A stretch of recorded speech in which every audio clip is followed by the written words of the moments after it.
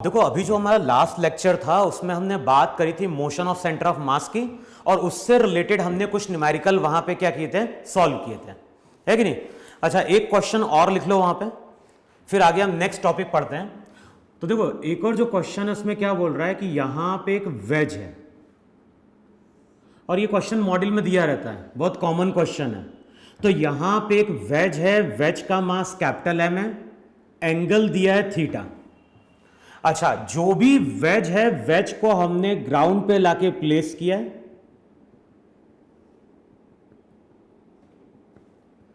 तो जो भी वेज है, वेज को हमने ग्राउंड पे लाके प्लेस किया है, और इस वेज के ऊपर हम लाके प्लेस कर रहे हैं एक ब्लॉक को। ब्लॉक का मास कितना है, m। अच्छा, जो भी वेज है, वेज की हाइट दी हुई है h, जो भी वेज है, वेज की हाइट दी हुई है h।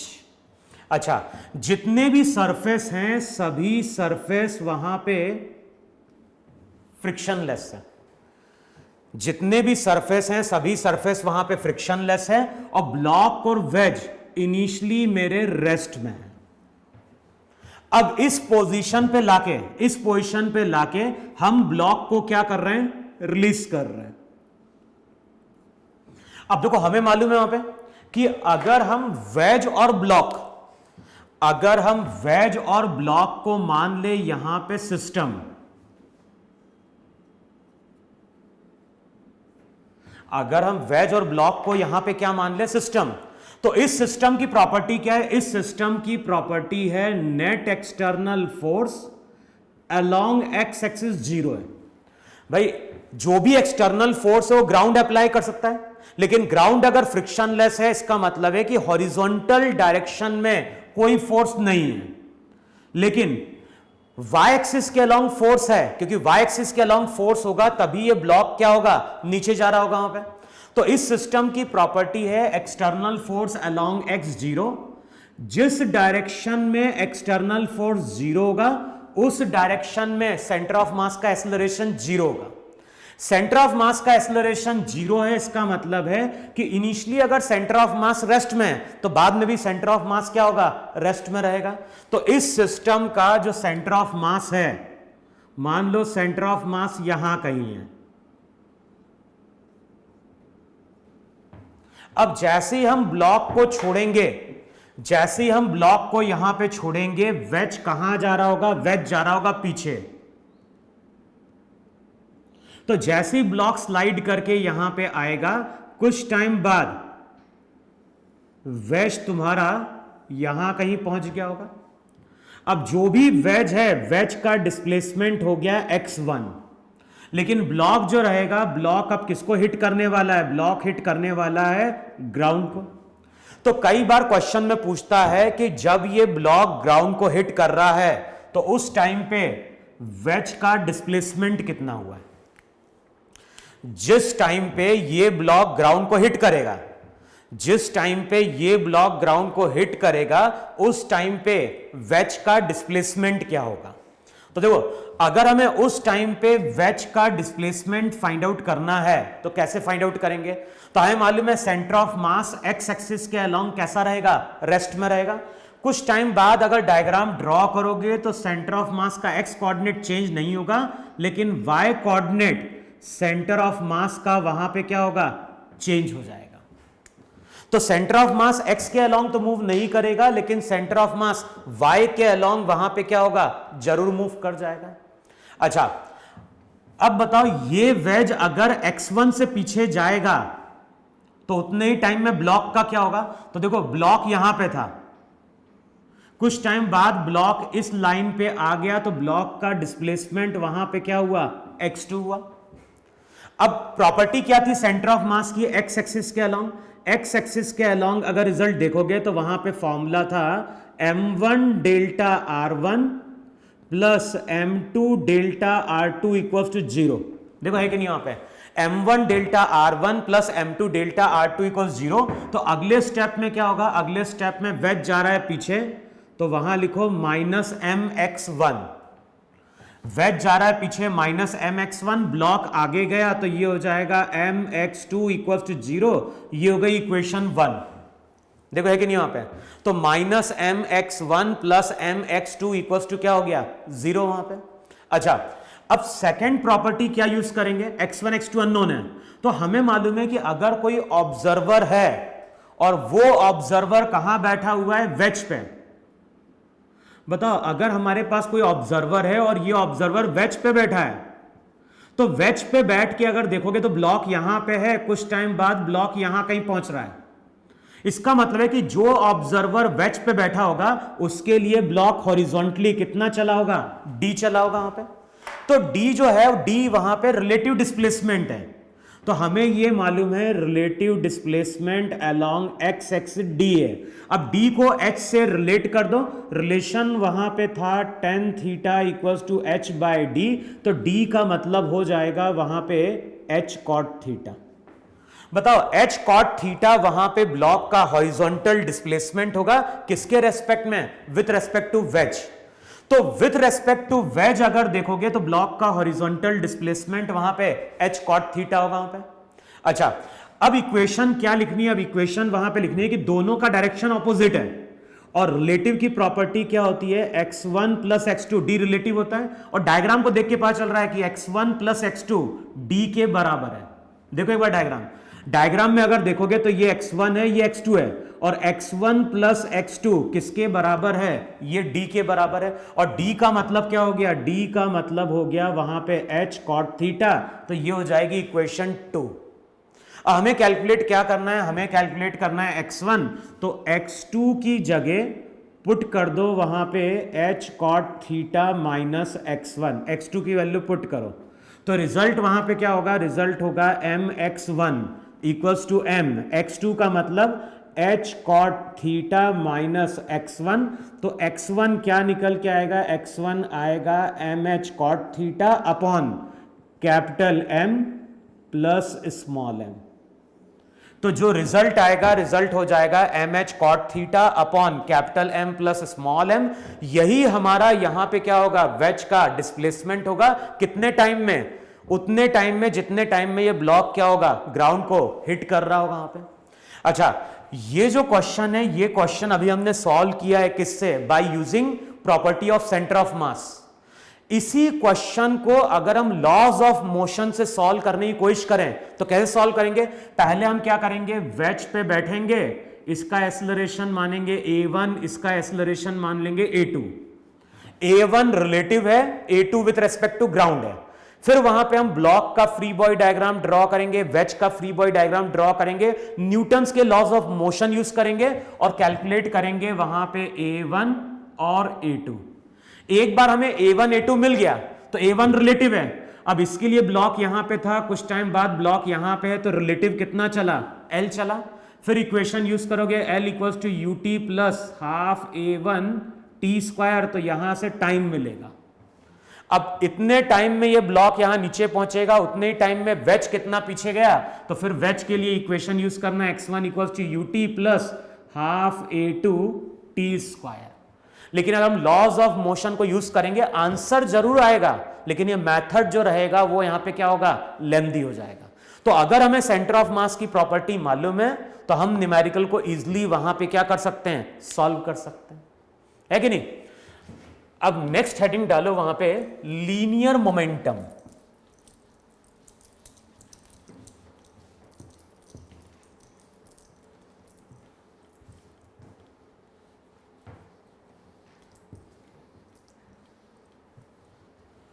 नेक्स्ट जो है, नेक्स्ट यहां पे हेडिंग डालो वहां पे, लीनियर मोमेंटम।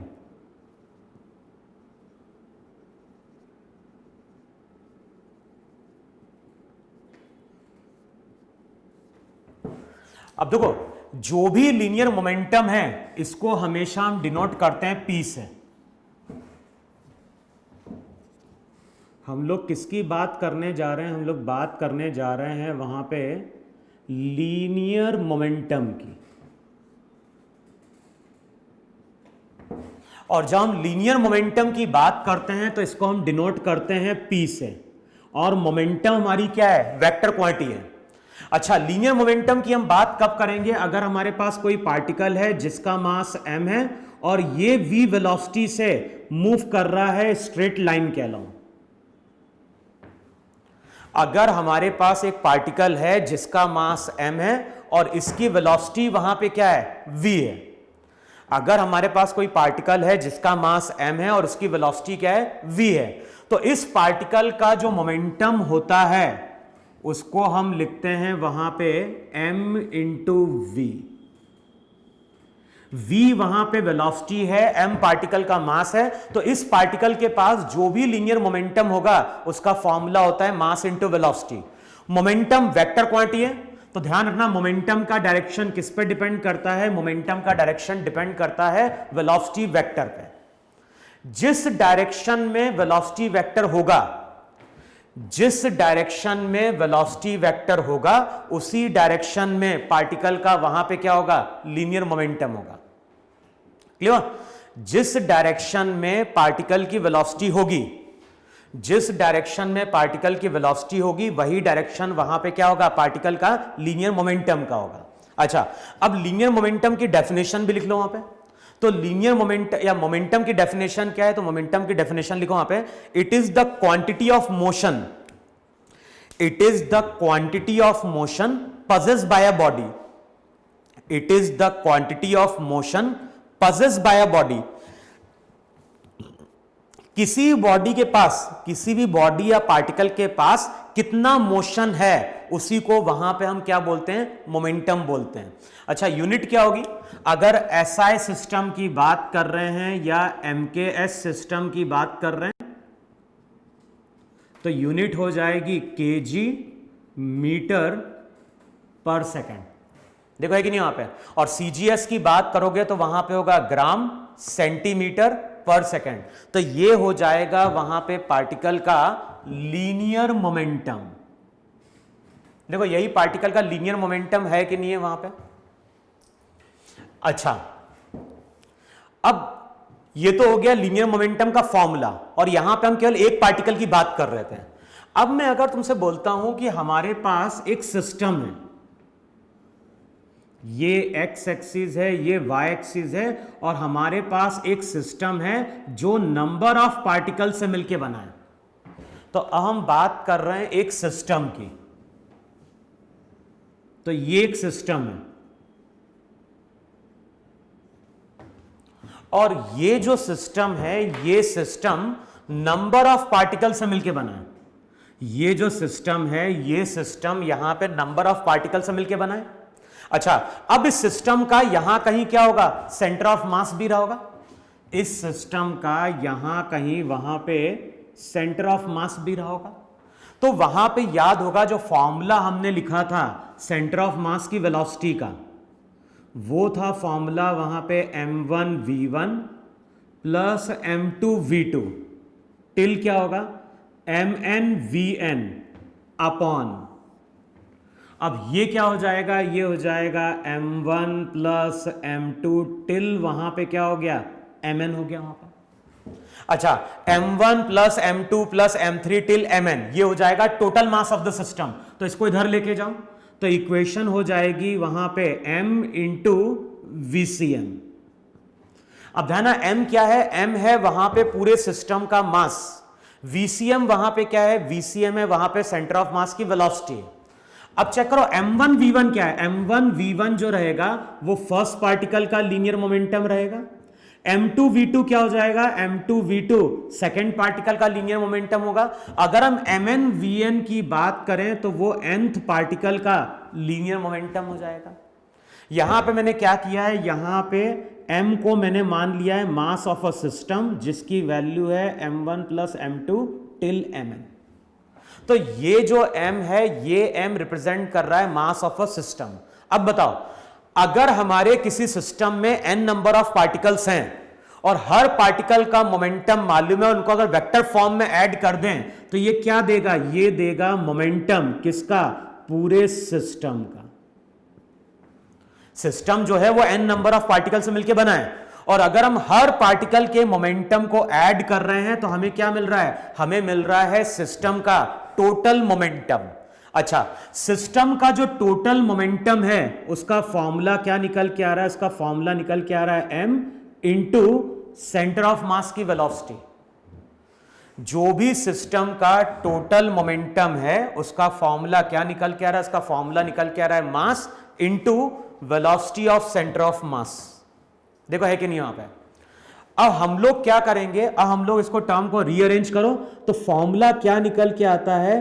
किसी सिस्टम का, ये तो एक पार्टिकल का लीनियर मोमेंटम था, अगर हमारे पास कोई सिस्टम है जो कि n नंबर ऑफ पार्टिकल से मिलकर बना है और अगर उसका हमें मोमेंटम फाइंड आउट करना है तो फॉर्मूला क्या है? Total mass of the system into velocity of centre of मास। तो इस फॉर्मूले को अगर यूज करोगे तो वहां से हम किसी सिस्टम का लीनियर मोमेंटम क्या कर सकते हैं? फाइंड आउट कर सकते हैं वहां पे। बताओ इतना समझ में आया कि नहीं समझ में आया? ये फॉर्मूला एक पार्टिकल के लिए है और ये फॉर्मूला किसी सिस्टम के लिए है जो n नंबर ऑफ पार्टिकल से मिलके बना है। अब जैसे मैं एक एग्जांपल लेता हूं जहां पे इस फॉर्मूले को हम क्या कर रहे हैं? यूज कर रहे हैं। अब मैं तुमसे बोल रहा हूं कि हमारे पास एक ट्रेन है, हमारे पास एक ट्रेन है, लेकिन जो भी ट्रेन है उसकी लेंथ सेमी सर्कल के फॉर्म के बराबर है। हमारे पास यहां पे इस तरह से एक ट्रेन है,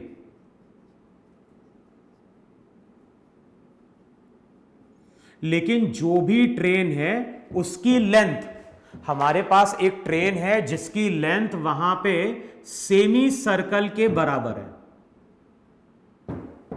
तो हमारे पास एक ट्रेन है जिसकी लेंथ वहां पे सेमी सर्कल के बराबर है। सर्कल का रेडियस लो r।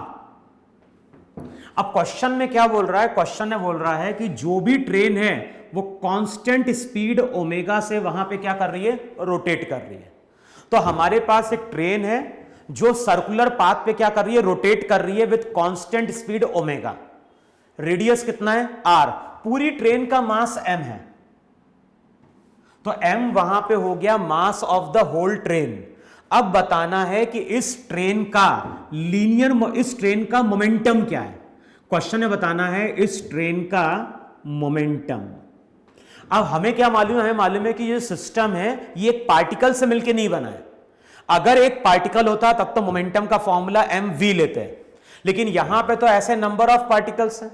तो एक तरीका क्या है मोमेंटम को कैलकुलेट करने का कि हम थीटा एंगल पे, देखो एक तरीका क्या है, थीटा एंगल पे यहां पे एक पार्टिकल लें, उसका मोमेंटम निकालें dm इंटू वी, फिर उसको दो पार्ट में ब्रेक करें, हॉरिजॉन्टल और वर्टिकल, है कि नहीं? सभी पार्टिकल का हॉरिजॉन्टल और वर्टिकल मोमेंट होगा। टोटल के लिए उसको इंटीग्रेट कर दें 0 से लेके 180 तक, लेकिन वो मेथड लेंथी है। हमारे लिए सबसे इजी क्या है कि हम इस फॉर्मूले को यूज कर लें।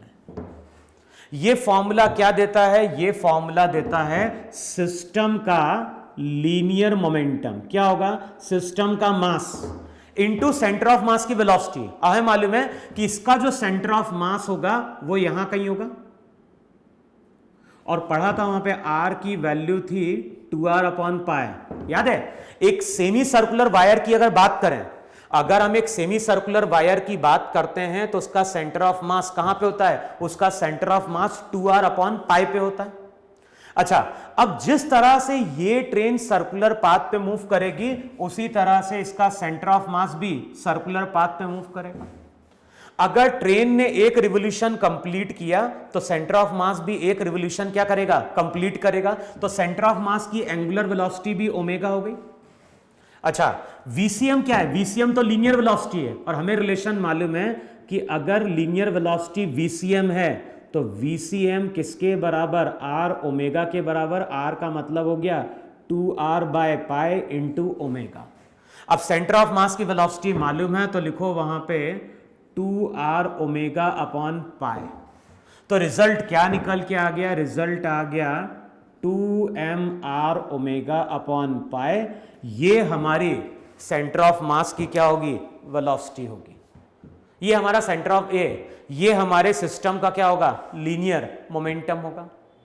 देखो समझ में नहीं समझ में रहा? हमने क्या किया? पहले पूरे सिस्टम का मास लिख दिया m।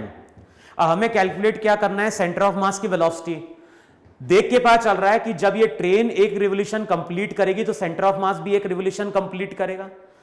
एंगुलर वेलोसिटी का मतलब होता है थीटा बाय टी।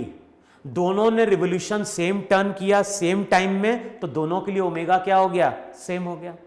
अब इसके लिए और इसके लिए ओमेगा सेम है। कोई पार्टिकल अगर सर्कुलर पाथ पे चलता है तो v equals to r omega होता है। r की वैल्यू पुट कर दी तो यहां से मिल गया हमें सेंटर ऑफ मास की वेलोसिटी। अब जो सेंटर ऑफ मास की वेलोसिटी है उसकी वैल्यू यहां पुट कर दो, फॉर्मूला था m इंटू वीसीएम।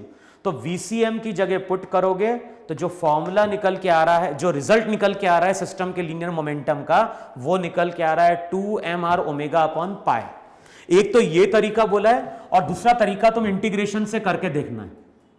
मैं एक आइडिया दे रहा हूं करने के लिए। मैंने क्या बोला है, मैंने ये बोला यहां पे थीटा एंगल पे जाना, फिर यहां पे थीटा एंगल पे जाना, डी थीटा का एक एलिमेंट लेना, इसकी लेंथ dl लेना, फिर इसका मास dm होगा, इसकी वेलोसिटी v होगी कितनी, r ओमेगा। इस वेलोसिटी के दो कंपोनेंट होंगे, तो हर पार्टिकुलर मोमेंटम का हॉरिजॉन्टल और वर्टिकल कंपोनेंट होगा। तो हॉरिजॉन्टल कंपोनेंट अलग से लिखो, वर्टिकल कंपोनेंट अलग से लिखो और उसको वहां पे इंटीग्रेट कर दो 0 से लेके 180 तक। टोटल जो मोमेंटम आएगा वो हो जाएगा under root p x square plus p y square. तो करके देखना, वहां से भी रिजल्ट हमारा क्या होगा, सेम निकल के आ रहा होगा। देखो कर लो ही नहीं कर लोगे वहां पे भाई, मोमेंटम क्या होगा, इसका मोमेंटम हो जाएगा dm इंटू वी का मतलब r ओमेगा, ये एंगल थीटा, ये एंगल थीटा, ये 90 माइनस थीटा। तो एक तो हो जाएगा dm साइन थीटा, दूसरा हो जाएगा dm v cos theta. dm v sine theta, dm v cos theta. dm की वैल्यू पुट कर देना, dm की वैल्यू हो जाएगी, यहां पे एलिमेंट का मास निकालना, मास पर यूनिट लेंथ से, m अपॉन टोटल लेंथ कितनी हो गई, पाई r, इंटू क्या कर देना dl का मतलब होता है r d थीटा।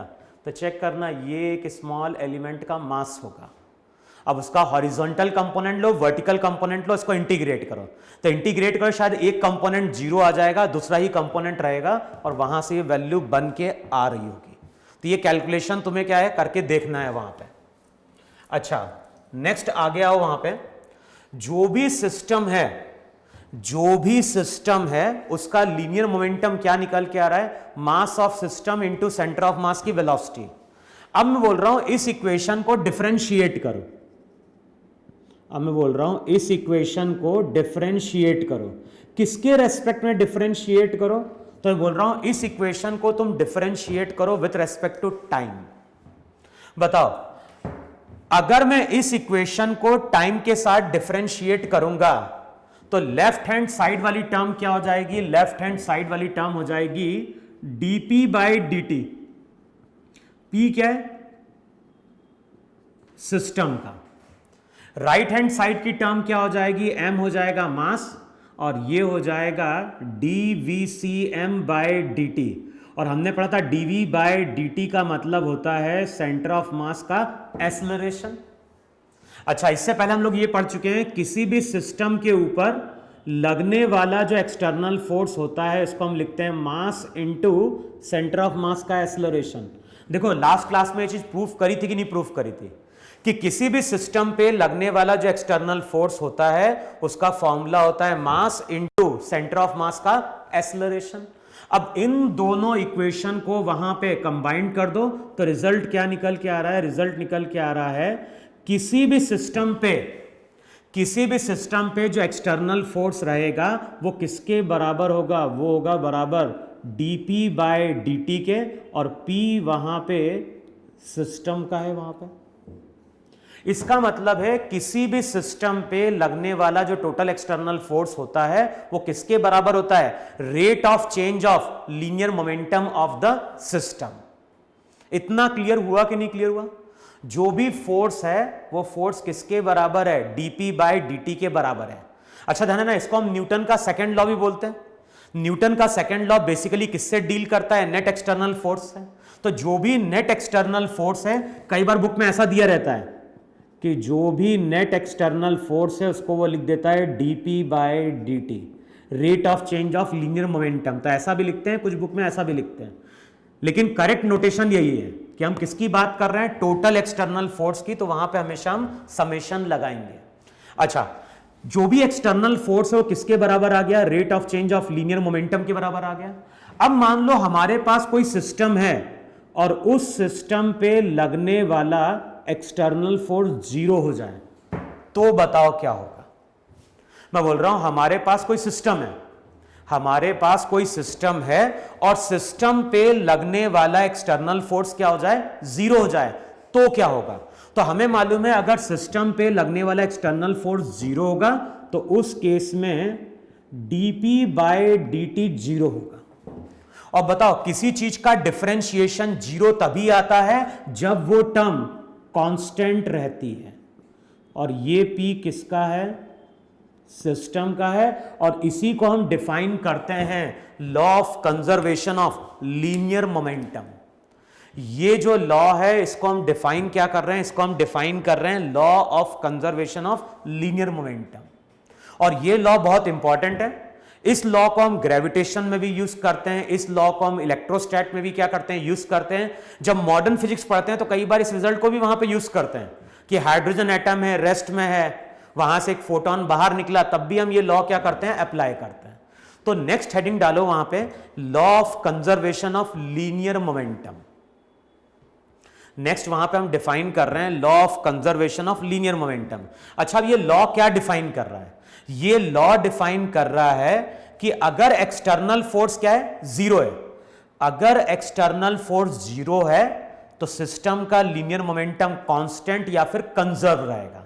लेकिन किस डायरेक्शन में कांस्टेंट या कंजर्व रहेगा, जिस डायरेक्शन में एक्सटर्नल फोर्स क्या है, 0 है।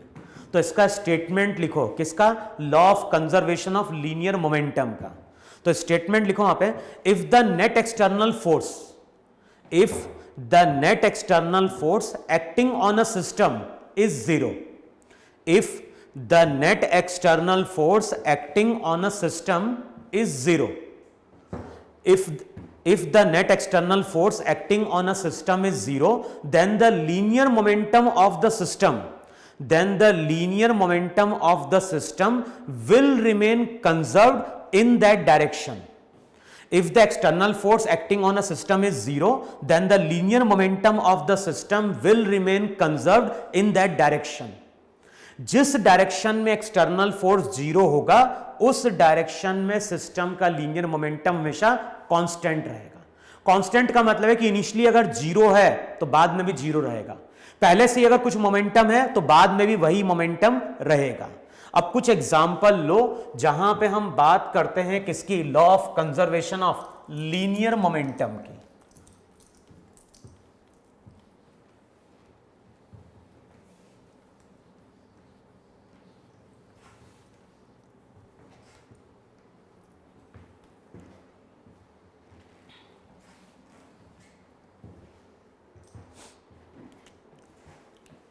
अब देखो वहां पे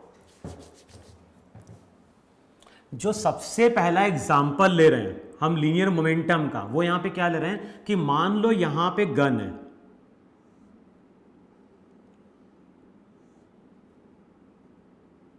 मान लो ये गन है, गन का ट्रिगर है, गन का मास दिया है कैपिटल M, गन के अंदर यहां पे एक बुलेट है और बुलेट का मास दिया है स्मॉल m।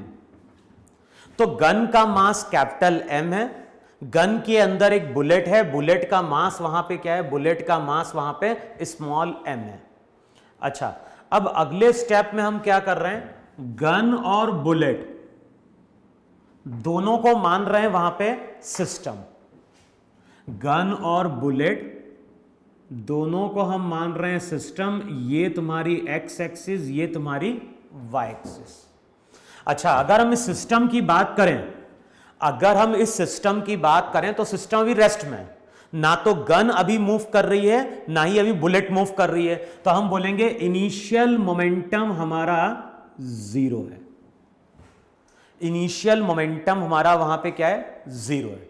अच्छा, जब मैं गन और बुलेट की बात कर रहा हूं तो ये तुम्हारा ग्राउंड है, लेकिन यहां पे एक्सटर्नल फोर्स लग रहा है और एक्सटर्नल फोर्स हम क्या बोलेंगे, y के अलोंग 0 नहीं है, नेट एक्सटर्नल फोर्स y के अलोंग 0 नहीं है। लेकिन नेट एक्सटर्नल फोर्स, भाई ध्यान है ना, y के अलोंग ग्रेविटी है। अगर हम y की बात कर रहे हैं तो y के अलोंग ग्रेविटेशनल फोर्स है, लेकिन external force along X axis तुम्हारा वहां पे क्या है, जीरो है। तो y एक्सिस के अलोंग एक्सटर्नल फोर्स जीरो नहीं है, लेकिन x एक्सिस के अलोंग एक्सटर्नल फोर्स क्या है, जीरो है। अब मैंने क्या बोला है, जिस डायरेक्शन में एक्सटर्नल फोर्स जीरो होगा उस डायरेक्शन में मोमेंटम हमेशा कंजर्व होगा। जिस डायरेक्शन में एक्सटर्नल फोर्स जीरो, तो एक्सटर्नल फोर्स x के अलोंग जीरो है, इसका मतलब है x के अलोंग मोमेंटम मेरा क्या होगा, कंजर्व होगा। मोमेंटम कंजर्व होगा, इसका मतलब है कि फाइनली मोमेंटम अलोंग x क्या होना चाहिए, जीरो होना चाहिए। अब हो क्या रहा है, कुछ टाइम बाद हमने बुलेट को फायर किया, कुछ टाइम बाद हमने बुलेट को फायर किया और बुलेट v वेलोसिटी से या v1 वेलोसिटी से बाहर निकली। अब बताओ सिस्टम का मोमेंटम क्या होना चाहिए, सिस्टम का मोमेंटम अगर पहले जीरो था तो बाद में भी क्या होना चाहिए, जीरो होना चाहिए। तो हम लिखेंगे इनिशियल मोमेंटम जीरो। अब बाद में भी मोमेंटम को हमें क्या करना है, जीरो करना है। अब मोमेंटम वेक्टर क्वांटिटी है, मोमेंटम वेक्टर क्वांटिटी है। अगर एक को मोमेंटम आगे की ओर मिला, दूसरे को मोमेंटम आगे की ओर मिला तो दोनों ऐड हो जाएंगे। लेकिन एक का मोमेंटम अगर आगे की ओर मिलता है और दूसरा का मोमेंटम पीछे की ओर मिलता है, तब तो ये दोनों ऐड होके क्या हो सकते हैं, जीरो हो सकते हैं। तो अब हम मोमेंटम क्या लिखेंगे, गन को बुलेट को मोमेंटम अगर आगे की ओर मिला है तो गन को मोमेंटम पीछे की ओर मिलेगा, साइन लेंगे नेगेटिव। क्यों पीछे की ओर मिल रहा है, क्योंकि मोमेंटम अगर पीछे नहीं मिलेगा गन को तो दोनों का एडिशन जीरो होगा ही नहीं। अब जो इनिशियल मोमेंटम है वही फाइनल मोमेंटम है, दोनों को इक्वेट करोगे, v2 की वैल्यू निकल के आती है mv1 बाय कैपिटल M। तो इतनी वेलोसिटी से ये गन जो रहेगी वो मेरी वहां पे क्या होगी, पीछे या फिर रिकॉइल करेगी। तो कई बार क्वेश्चन में पूछता है कि what is the recoil velocity of the gun, तो ये फॉर्मूला होगा। लेकिन ध्यान रखना जब ये फॉर्मूला यूज करेंगे तो v1 v2 ये सभी वेलोसिटी है किसके रेस्पेक्ट में, with respect to ground. Clear. तो ग्राउंड के रेस्पेक्ट में हमने ये वेलोसिटी क्या करी है, कैलकुलेट करी है वहां पे। फिर नेक्स्ट एग्जांपल लिखो वहां पे जो मोमेंटम कंजर्वेशन का है वहां पे।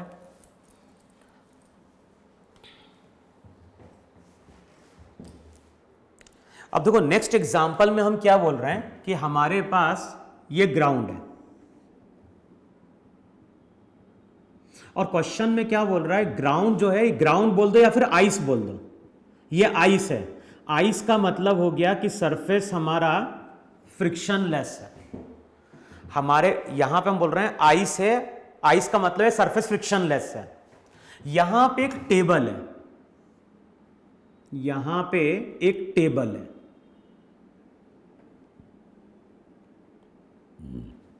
यहां पे एक पर्सन है, ये पर्सन अभी रेस्ट में है। टेबल भी कैसा है, रेस्ट में है। इसके अलावा कोई चीज नहीं है। जो भी पर्सन है ये पर्सन टेबल से कुछ एल डिस्टेंस पे है। अब दोनों इनिशियली रेस्ट में है। अब कुछ टाइम बाद ये पर्सन टेबल के पास जाना चाहता है। कुछ टाइम बाद ये पर्सन चाहता है कि ये टेबल के पास पहुंच जाए। बताओ अब ये कैसे टेबल के पास पहुंचेगा।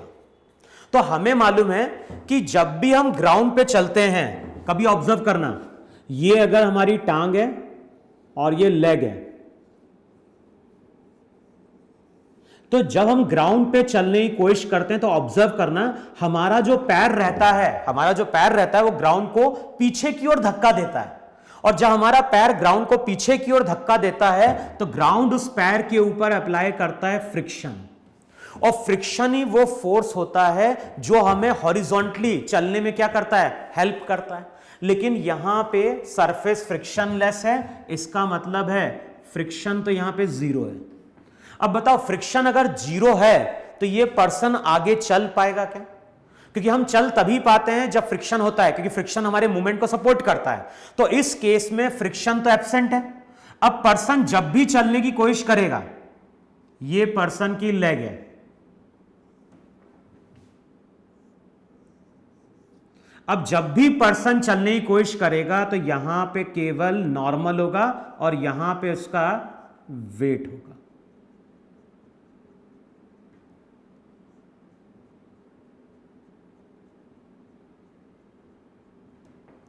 तो जब ये पर्सन चलने की कोशिश करेगा तो वहां पे एक तो नॉर्मल होगी, वहां पे mg होगा, लेकिन हॉरिजॉन्टल डायरेक्शन में कोई फोर्स नहीं बन रहा है।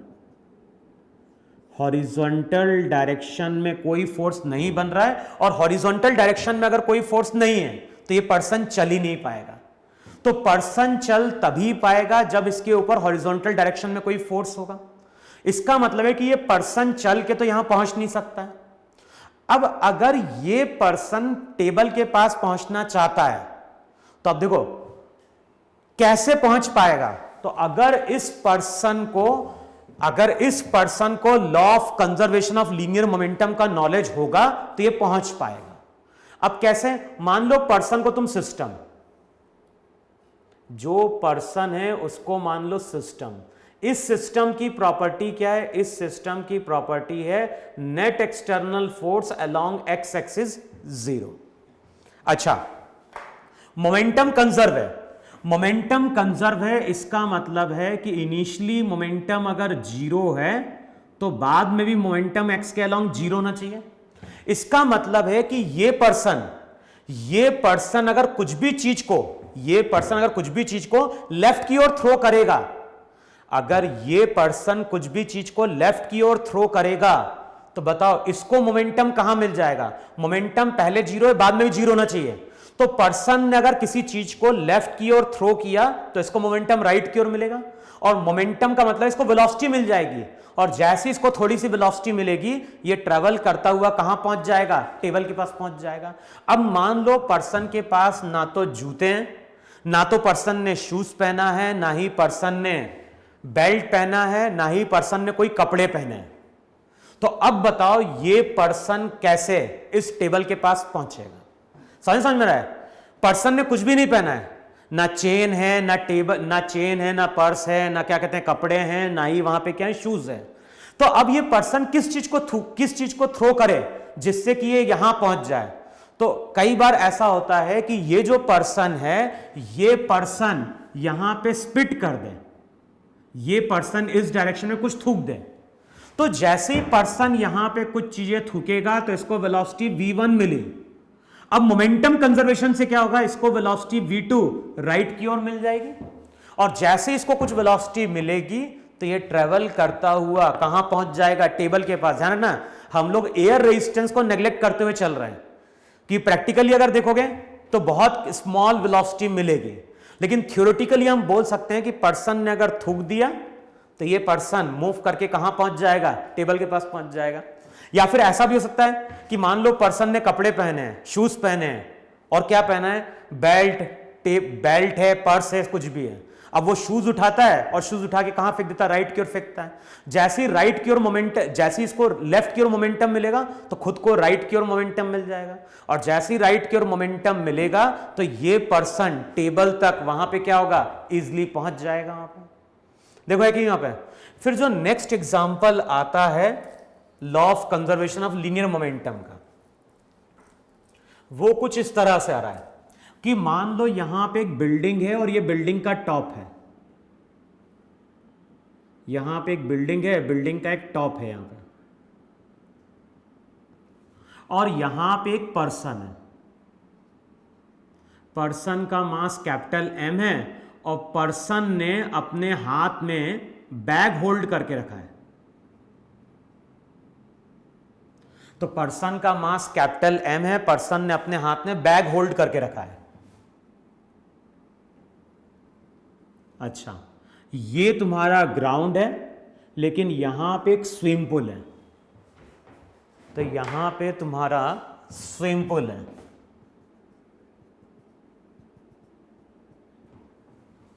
अब क्या हो रहा है? किसी टाइम पे ये जो पर्सन है गलती से क्या कर जाता है? स्लिप कर जाता है। जंप वंप नहीं ले रहा है। पर्सन जो है वो बिल्डिंग के एच पे खड़ा था और गलती से उसका पैर क्या कर गया, स्लिप कर गया। जैसे ही पैर स्लिप करेगा वो नीचे की ओर गिरना स्टार्ट करेगा। अब पर्सन को क्या दिखाई देता है, पर्सन को दिखाई देता है कि नीचे तो वहां पे क्या है, रोड या पत्थर है, और अगर वो कुछ नहीं करेगा तब तो रोड पे जाके क्या होगा, गिरेगा और उसको चोट बहुत ज्यादा लगेगी वहां पे। अब पर्सन क्या करता है, पर्सन को दिखाई देता है कि यहां से x डिस्टेंस पे बिल्डिंग का स्विमिंग पूल है। जब ये पर्सन गिरा तो उसने नोटिस किया कि उससे x डिस्टेंस पे यहां पे क्या है, स्विमिंग पूल है। अब ये पर्सन जो है वो अपने आप को बचाना चाहता है, तो वो क्या करेगा, law of conservation of linear momentum use करेगा। पर्सन प्लस बैग, इसको मान लो सिस्टम। अच्छा, पर्सन प्लस बैग को अगर तुम सिस्टम मानोगे तो इस सिस्टम की प्रॉपर्टी क्या है, एक्सटर्नल फोर्स इस डायरेक्शन में ग्रेविटेशनल है। तो इस सिस्टम की प्रॉपर्टी है net external force along x तो जीरो है, लेकिन नेट एक्सटर्नल फोर्स y के अलोंग जीरो नहीं है। तो y के अलोंग कोई फोर्स नहीं है, यहां पे y के अलोंग कोई फोर्स नहीं है, लेकिन एक्सटर्नल फोर्स अलोंग x वहां पे क्या है, जीरो है। अब बताओ मोमेंटम क्या है, तो तुम बोलोगे मोमेंटम x के अलोंग जीरो था। अगर मोमेंटम पहले से x के अलोंग जीरो है तो बाद में भी मोमेंटम जीरो होना चाहिए। अब कैसे जीरो होगा, पर्सन ने अपने आप को बचाने के लिए बैग को थ्रो किया लेफ्ट की ओर, कितनी वेलोसिटी से, v1 से। अब मोमेंटम जीरो करने के लिए होगा क्या, बैग को अगर मोमेंटम लेफ्ट की ओर मिला है तो पर्सन को मोमेंटम राइट की ओर मिल जाएगा। अब इक्वेशन तुम क्या लिखोगे, 0 equals to minus mv1 plus mv2। अब v2 की वैल्यू निकल के आती है mv1 बाय कैपिटल M। इसका मतलब है पर्सन जितनी ताकत से बैग को थ्रो करेगा उतनी ही ज्यादा उसको वहां पे वेलोसिटी मिलेगी हॉरिजॉन्टली, और यही वो हॉरिजॉन्टल वेलोसिटी है जो पर्सन को स्विमिंग पूल तक पहुंचाएगी। वेलोसिटी ज्यादा होगी तो पर्सन और आगे जाके गिरेगा, वेलोसिटी और ज्यादा होगी तो और आगे जाके गिरेगा, लेकिन वेलोसिटी अगर कम हुई तो हो सकता है वो ग्राउंड को हिट कर जाए। तो कई बार क्वेश्चन में पूछा जाता है कि मिनिमम वेलोसिटी क्या होगी, मिनिमम कितनी वेलोसिटी से वो बैग को थ्रो करे जिससे कि पर्सन वाटर में क्या हो जाए, या पर्सन अपने को जस्ट बचा पाए।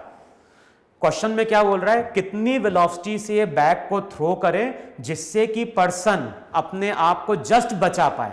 जस्ट बचाने का मतलब है कि ये जो पर्सन है जस्ट स्विमिंग पूल में एंटर कर पाया। अगर स्विमिंग पूल में एंटर कर गया तो वो चोट से क्या होगा, बच जाएगा वहां पे। तो ये जो एग्जाम्पल है, ये एग्जाम्पल अगेन किस पे बेस्ड है, law of conservation of linear momentum पे। अच्छा, मैं एक एग्जांपल और लेता हूं वहां पे।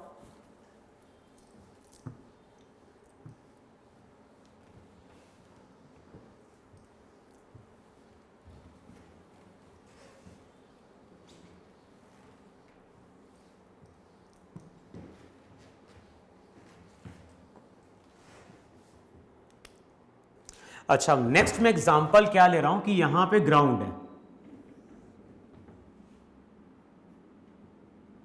जो नेक्स्ट एग्जाम्पल है, नेक्स्ट एग्जाम्पल में लिखो कि यहां पे ग्राउंड है और ग्राउंड के ऊपर यहां पे एक ट्रॉली है।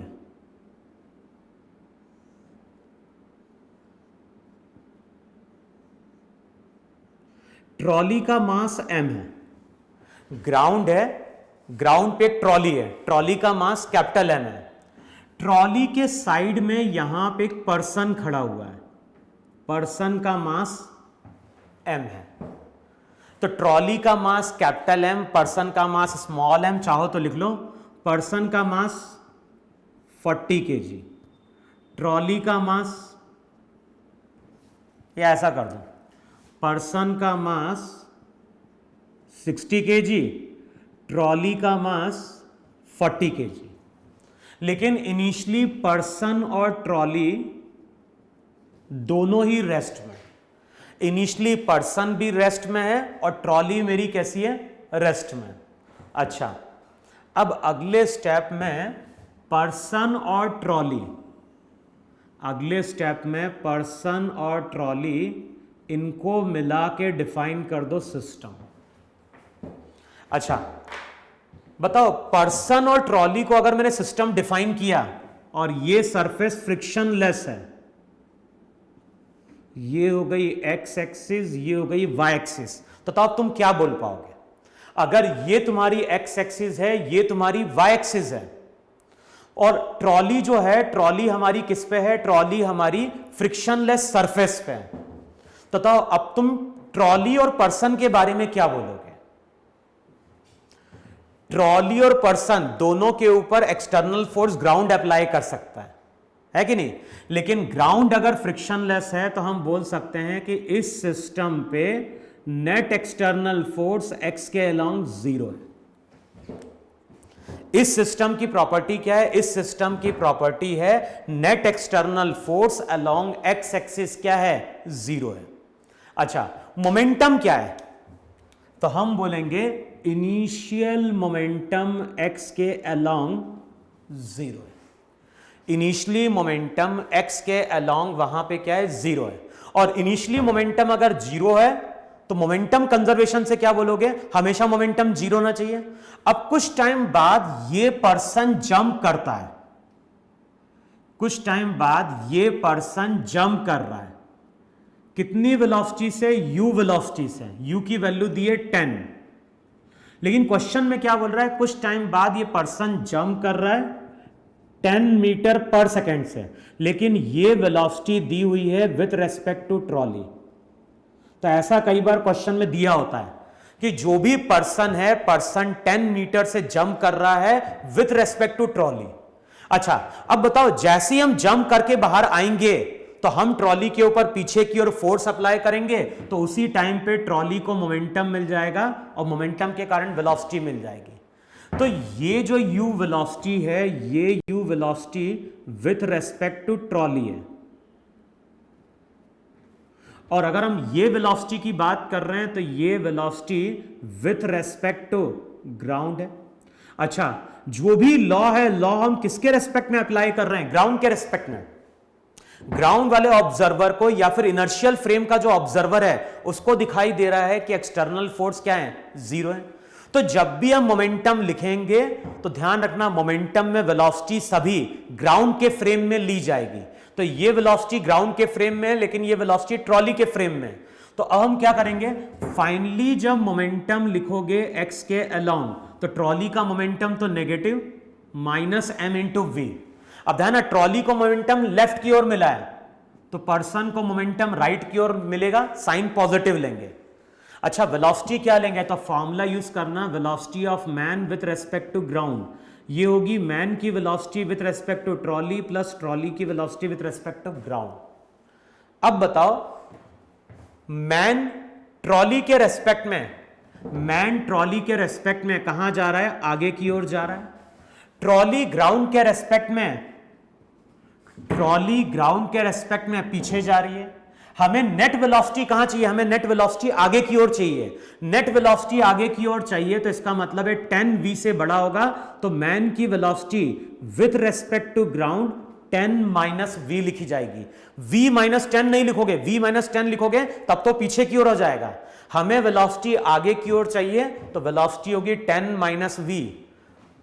तो ये लिखो 10 - v। 10 - v भी लिख सकते हो, या फिर u - v भी लिख सकते हो।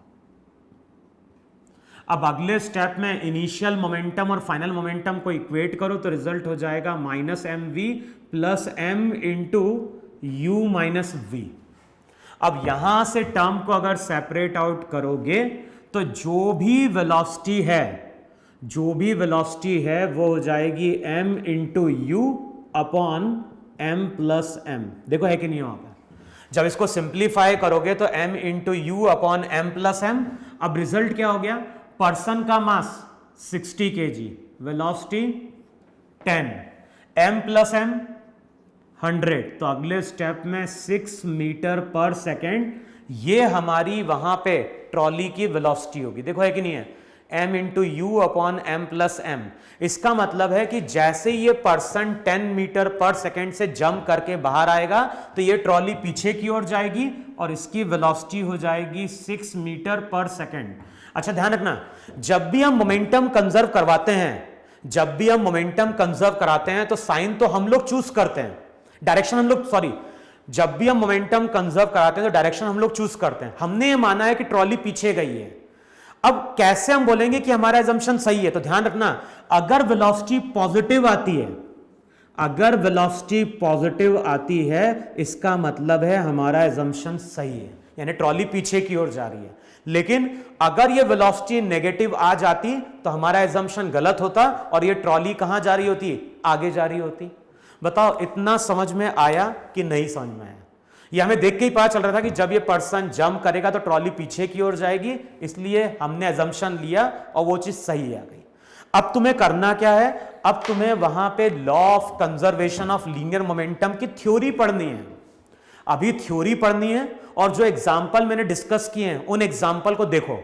अगला जो लेक्चर आएगा उस लेक्चर में हम mainly law of conservation of linear momentum के न्यूमेरिकल क्या करेंगे? सॉल्व करेंगे। ठीक है, तो उससे पहले सेंटर ऑफ मास और मोमेंटम, अब इसकी थ्योरी वहां पे पढ़ के देख लो। तो अगली क्लास में हम लोग law of conservation of linear momentum पे बेस्ड प्रॉब्लम क्या करेंगे? सॉल्व करेंगे वहां पे। तो नोट डाउन कर लो इसको।